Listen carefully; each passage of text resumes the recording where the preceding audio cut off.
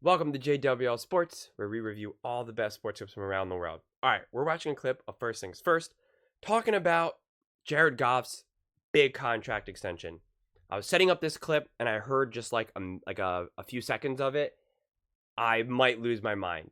Like, to hear what Nick Wright is about to say is, I just made my head want to just explode. Honestly, I'm a little bummed that as I was setting up the clip that I heard it, and you don't get to see me react in real time, although you're seeing my reaction of the aftermath of just seeing it. And I did not listen to the whole clip. It was literally just 5 seconds of it. When I heard him say this one name and comparing it to Jared Goff, I was like, oh my God, I feel like my head, it's like the emoji with the where the guy's head is going to explode. That's what I feel like right now. So let's jump into it right now. I'm going to try my best to let the clip play and not just take my computer and throw it against the wall, because what Nick Wright is about to say is insanity. Absolute, pure, utter insanity. Let's go. Let's do it. I'm making a Pence, I bet. You don't No, like listen, I think it's important to think about all quarterback contracts as whatever they get paid, subtract $35 million from it. That's what if you don't want to have a rookie quarterback, then it starts at Baker's deal, $35 million a year. Okay. That's the least you can possibly pay. So the question is, for a guy like Jared Goff, is he $17 million a year more than your cheapest veteran option? I think that is questionable. I think Goff is, we know exactly who Goff is. When he's protected, he can look good to very good. Yeah. And the moment you ask him to improvise or things break down even a little bit, he's not just not good, he's downright very bad. Bottom 5 in the league when pressured year in, year out. And so, do I think the Lions had to do this? I don't.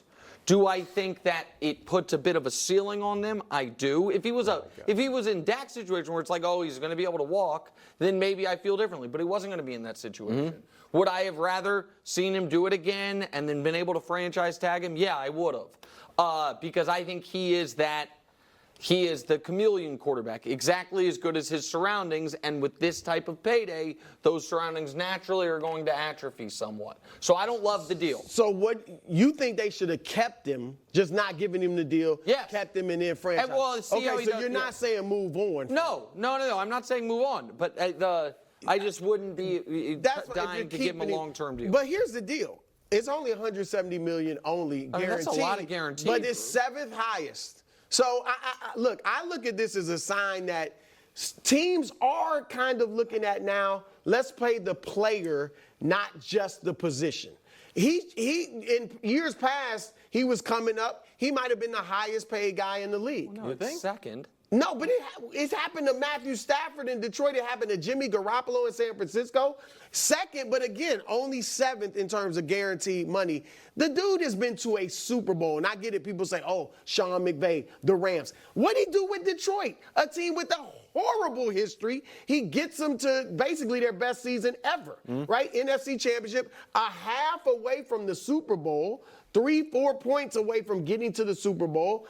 Look, I think Jared Goff, you got beats none other than Nick Wright's Kansas City Chiefs. Guys know how important it is to have a quarterback. And we got teams that are dying to get their hands on a franchise quarterback. And he is a franchise quarterback. He's not tier 1, but he's tier 2, and I think you can win with him. Would you go ahead? A Super Bowl. I have the question for Brew. Yeah.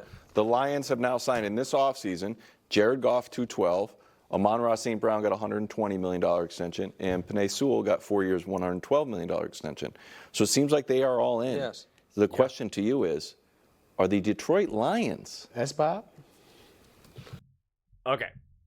So listen.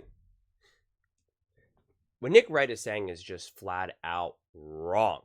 First off, he wants to do what the Dallas Cowboys did of kicking the can down the road, leaving everyone unsettled and mortgaging the future, where now Jared Goff is only going to get more and more expensive. Okay? Jared Goff is a bona fide top starter in the NFL. No question about that. And he can do things that Dak can't, like play big in big moments. Okay? That's the difference. He is, of course, better and significantly better than a Baker Mayfield, right? So this idea that he's not worth a lot more money than the league veteran minimum or whatever he was saying for a quarterback is insane, okay? Jared Goff is a great leader. He is a great face of the franchise. He is a great quarterback, a great passer. He is a great quarterback. There's no other way to look at it, okay? He is accurate. He is smart with the ball, has great reads. Is he this perfect quarterback? Of course not. He's not perfect. Is he Patrick Mahomes? Of course not. He is not. Can he take over a game in a way that, say, a Josh Allen can? No. But not every quarterback is like that.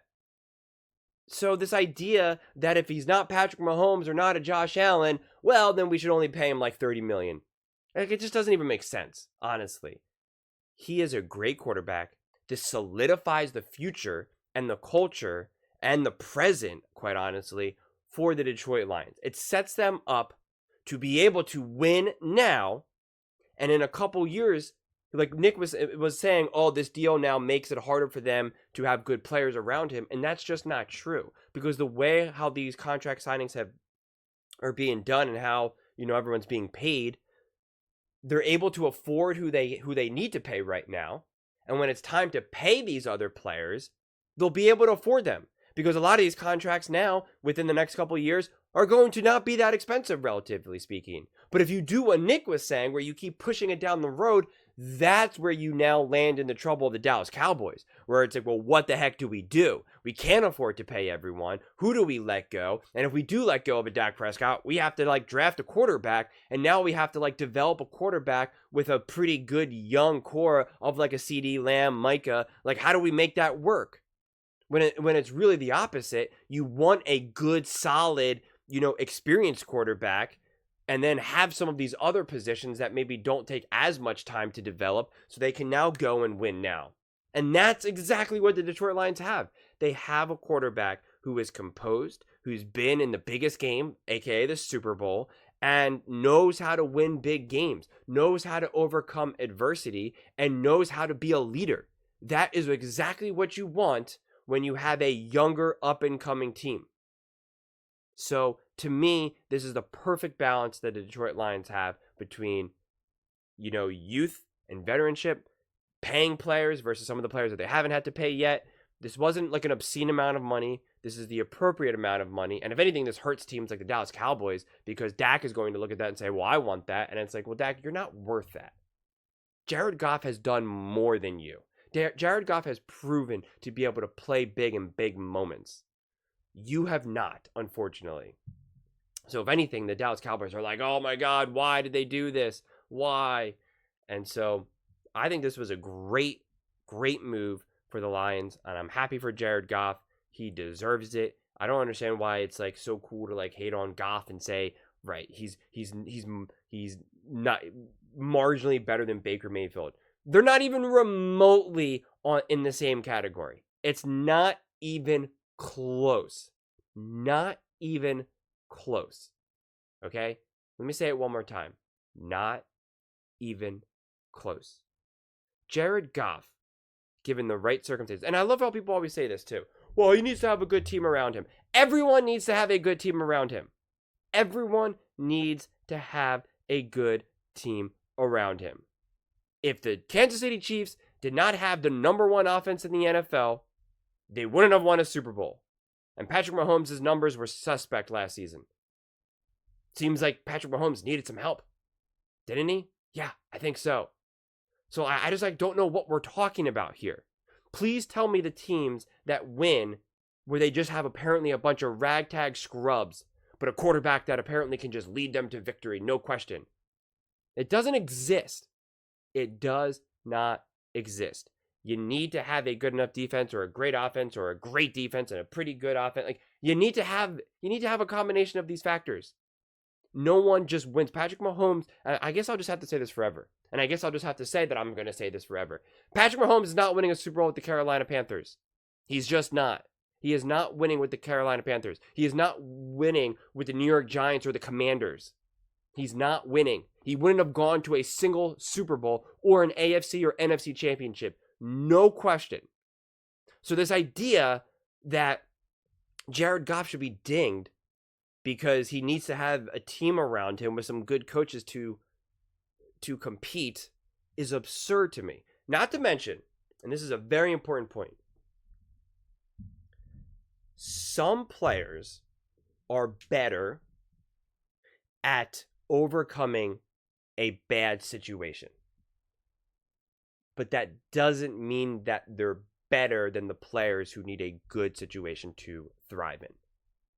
Does it technically make that other player a little bit more versatile and a little bit more resilient? Yes.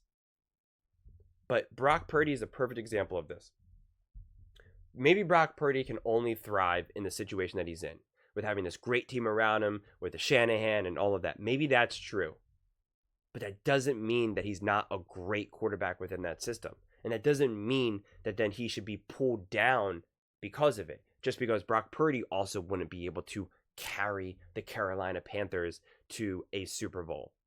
So just because a player is able to maybe make a little bit more out of nothing doesn't mean that they should be put on this ultra high level than the players who can ball out when they're in a great situation, which is like what we see with Brock Purdy. Brock Purdy is balling out in a good situation. And I don't think we need to ding him because he needs a good situation. Just like we shouldn't ding Jalen Hurts, Joe Burrow, Josh Allen, Jordan Love, like any of these other quarterbacks who've been able to take advantage of having a good team around them, or when they struggle, when they don't have a great team around them. So I this false narrative that these quarterbacks can just always succeed. And like I've said before as well, like it obviously is great when you have a quarterback who can overcome when your team is not great. And I pointed out Josh Allen being able to do that. And then I've also pointed out saying, but it doesn't mean that he's going to win every single time. It just shows that he's capable of. And so, yes, that is why I am more willing to pay those quarterbacks, because especially when you do give them a great situation, then they can really ball out. But when a quarterback has proven to be able to ball out in a good situation, like a Jared Goff, well, they deserve to be compensated then. You built a good team around him. This contract is not thinking for the next 10, 15 years. They're not like, well, what are we going to do 10 years from now? It doesn't matter. They have a Super Bowl ready roster right now. Their OC will be gone most likely next season. They are worrying about today. That is what they're doing. That is what they're looking for. And that's what they're doing. And it's a great move. It's really a great move. And so anyone who wants to kind of pull down Jared Goff makes no sense to me. Zero. But those are just my thoughts. I'd absolutely love to hear yours. What do you think about Jared Goff in this contract? And do you agree with Nick Wright that he's just maybe marginally better than, say, the veteran minimum quarterbacks like a Baker Mayfield? Let me know in the comments below. I read every single comment, so whether you agree with me or disagree with me, either way, let's get in some discussions, let's get in some fights, but ultimately, let's just have some fun. And please do consider subscribing. We are building an amazing community here, and I would absolutely love to see you part of it. I want to build something that we all genuinely feel connected to, something that we're really excited to be part of. I think we're well on our way to doing it.